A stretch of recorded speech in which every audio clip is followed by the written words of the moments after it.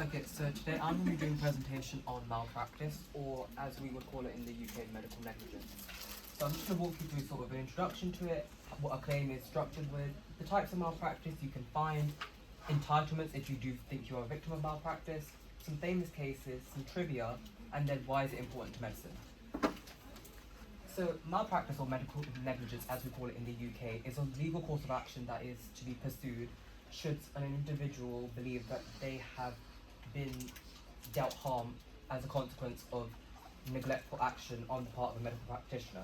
So it's based on this foundational principle that everyone is that a hospital, doctor, or other healthcare provider is expected to provide a certain standard of care, and then if they deviate from that standard of care, that's when you have a case for malpractice. Professionals aren't liable for every cause, so all harm that a patient may face, because obviously, if they come in with like a belly full of bullets, they can't be liable for the fact that they couldn't save them, because that's just an impossible situation. But they are expected to hold up this standard of care, and if they deviate from it, that's when you get the case. So the claim tends to be structured into about two parts. You've got the substandard care and then the cause. So the claimant must be able to prove that they received substandard care. Unfortunately, we don't really have a right to excellent or gold standard healthcare, just a reasonable standard, and this standard is determined by independent healthcare professionals. Now, for the cause part, the claimant must be able to prove that the aforementioned substandard care was more than likely not the cause of an injury or worsening of the condition. So the onus does actually fall on the person who's making the claim, and only that person. So they need to typically go to a legal route, fill out applications to press charges, sort of thing. This is just a quote from Ball. He outlines it into four key parts. So they say that the injured patient must show that the physician acted negligently in rendering care, and that such negligence resulted in injury. To do so, they look at four legal elements: a professional duty, which we established to be the standard of care; a breach of the duty, which would be the substandard care; injury, which is injury, and then the resulting damages. This can also include when nothing is done, so that can be considered as either an act of omission or negligence. So if we look at entitlements, these can vary heavily depending on what you're actually experiencing. So obviously the severity of injury plays a huge factor, as does the cost of your future care needs, depending on what this is. The cost of private treatment and therapy is also something that needs to be considered, as well as care costs. And then in addition to this, you can claim based on any expenses you have incurred. So for example, traveling to medical appointments that you would have needed to, any lost earnings that you've had, this is both present and future, equipment you may need to aid your recovery, such as wheelchairs or crutches, and any adaptations that may need to be made to your home or car. Now also, when an institution is subject to a malpractice suit, chances are the practitioner responsible will also face consequences, such as an investigation, a loss or suspension of their medical license, which is very important because this helps sort of weed out, acts as quality control in the medical sector.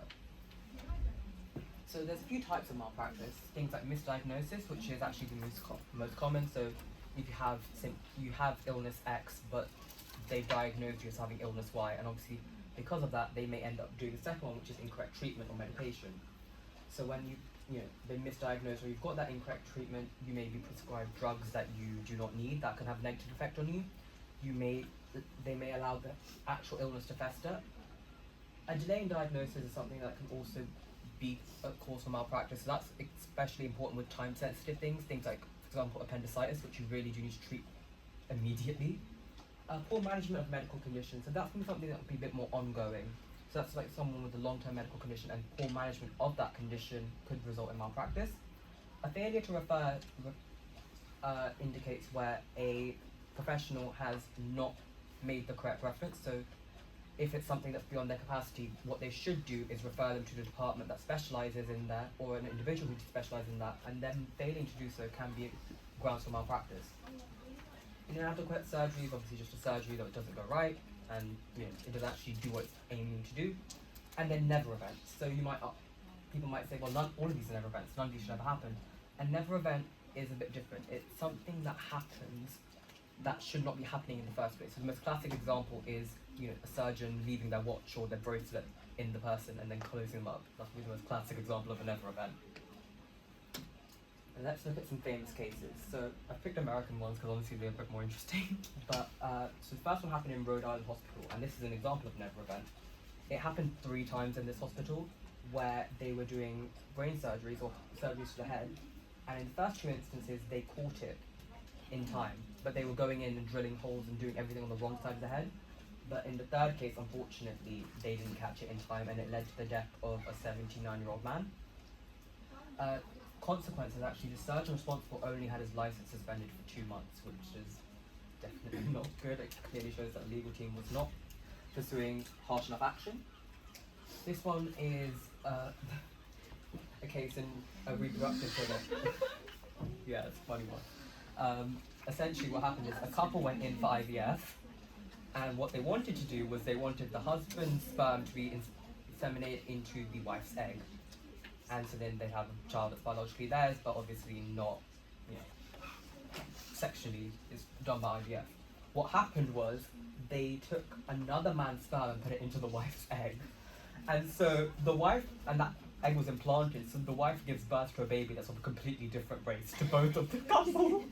Like, it came out the baby came out a lot darker, and then DNA tests revealed that the baby was of a different race. Consequences of this, so the couple brought forward a case against the owner of the clinic and the embryologist who processed the egg, but I couldn't find anything regarding settlement, unfortunately. But the couple's now ended up with a baby that's technically theirs, but it's not theirs at the same time, which is interesting. And this is probably the most terrifying case. So when you go under anesthesia, there's 2 parts. There's a paralytic agent that causes you to be that doesn't allow you to move and also stops you from speaking. And then there's the actual anesthetic, which puts you to sleep and means that you can't feel any pain. What happened to this man was he went in for an operation, and the paralytic was administered, so he couldn't speak or move, but the inhaled anesthesia wasn't administered. So he was having his operation while he could feel pain and awake, but he couldn't convey that to anyone. It took them 16 minutes to realize that he was actually awake. And this one has really bad consequences. He had about half an hour of painful surgery.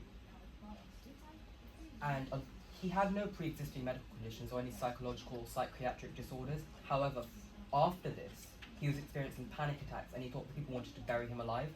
And on top of that, he was having insomnia, sleep deprivation, nightmares, and he ended up committing suicide a few weeks after because of the trauma, honestly.